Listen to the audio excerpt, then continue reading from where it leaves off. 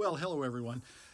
I thought I would make a brief comment about the recent Sam Harris debacle. You know, this is one of those cautionary tales in investing yourself too much in any one person. You know, you take what's good and you leave the rest.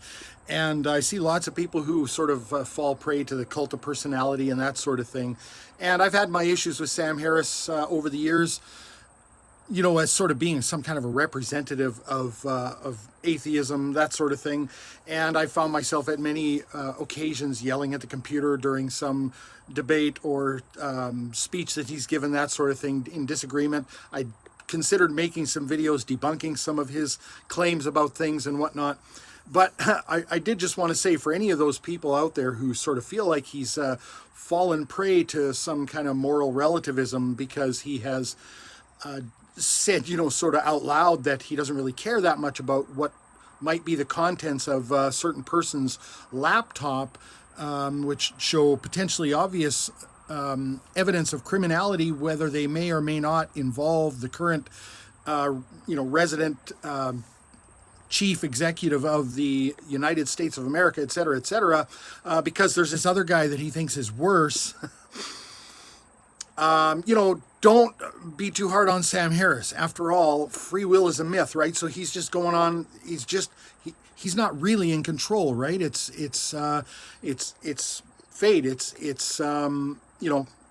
is what it is, right? It is the conflagration of his biology and his experience, and he is an unwitting passenger, right? He's pedestrian in this.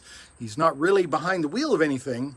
But I would say to Sam Harris, when it comes to this sort of moral relativistic stance, which is completely, I think, insane and incoherent, he did mention, I watched the little interview there where he didn't get much pushback either. The starstruck guys who were interviewing didn't seem to want to actually challenge him on anything. He did mention that, you know, he likened Donald Trump somehow to Alex Jones and what it would be like if Alex Jones were like to purchase the New York Times or something like that.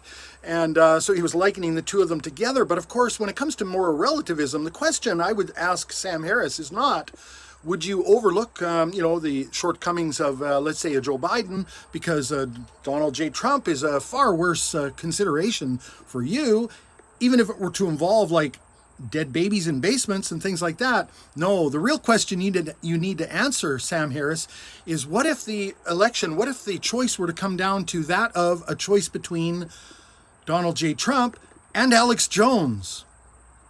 Who would you be okay with siding with then?